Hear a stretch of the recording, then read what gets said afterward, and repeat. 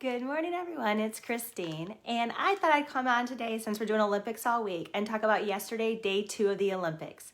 Yesterday, I talked about day 1 when one of our kids thought that they deserved the gold. They got the bronze medal, and my girl, my superhuman little legend girl, stood up and said to him, "You know what? I'm not crying. I did not get a medal, but you know what? Tomorrow, I'm going to try my hardest to see if I can get to medal."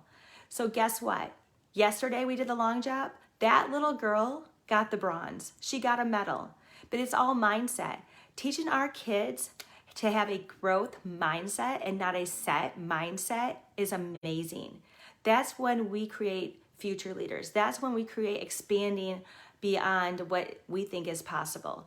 So that little girl won her medal yesterday. Mom messaged me last night. She was like, she does not want to miss tomorrow, but she'll be there half day. She wanted to know when the Olympics was, and I'm like, it's morning time always. So she will be there so she can try again for the next event. But I thought that was super cool. The one that raised my other child up was the one that got the reward in return because of her mindset. So let's talk about my school agers. I have school agers this summer. I have a few. They've been with my littles. And lately, they've been getting jealous. They've been doing some crazy stuff lately. Well, one of my kids got in trouble. One of the school agers got in trouble during nap time one day, and she was sitting with a magnet board. And because my school ager can write and read, she took the magnetic letters and wrote this. "Good morning, Carmelia. How are you today?" She wrote this on the magnet board. Now, remind you, she's sitting in time away. This is my school ager because she did something she wasn't supposed to do during nap time. And my teachers look over, and on her board, the magnet board, she wrote, "Nobody loves me."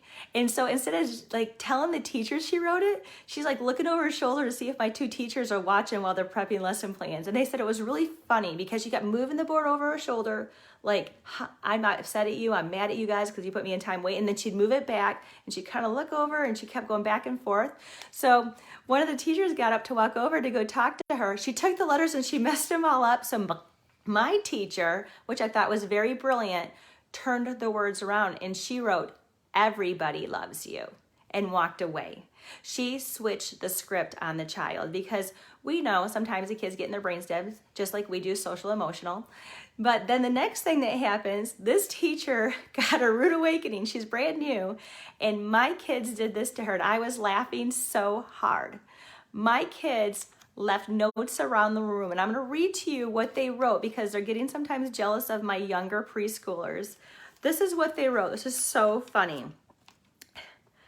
They wrote, instead of "who is annoying," they wrote, "how is annoying?"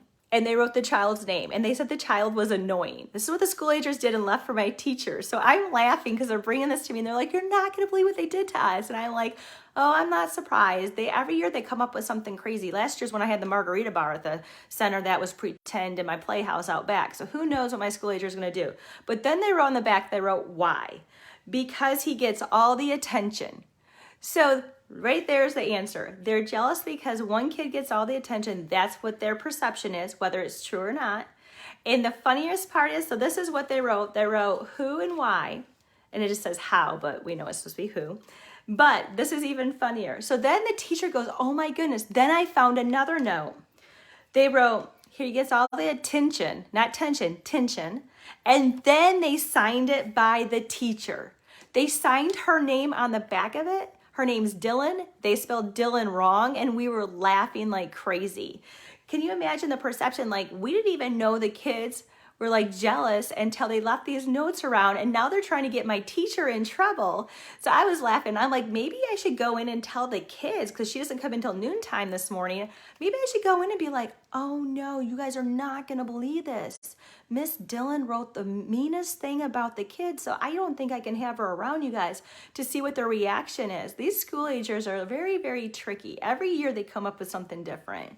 But it's all mindset. Teaching our kids mindset, teaching them that we're all different, we all have different gifts, and growth mindset is the biggest thing we need to teach our kids. I want to see our kids expand. They're our future leaders, and we do not want to hold them back. Just like I never want to hold my employees back. If my employees want to leave me to go to a bigger, better job, or if they can offer insurance and I can't, I want them to go. I want to build everyone up. I do not ever want to be the reason for someone not growing, because growth takes us everywhere, and we all go up together. We all lift each other up together. That's how we win in life, is lifting other people up. Tearing them down does nothing, just like with their kids. So now I know I have a situation to fix with the kids because they feel jealous, and I'm going to talk to my students and figure out how are we going to fix this. So I want you to think about that. What are you going to do to lift these kids up? How are you going to help them? How are you going to facilitate them growing up? We are future leaders, and we're teaching our future kids what we can do to make our life and world better. I hope you guys have an amazing day. Thanks for watching, and I'll talk to you later. And hopefully tomorrow I'll have another great story about our Olympics, because I'm about to get there and they're doing their events right now. See ya.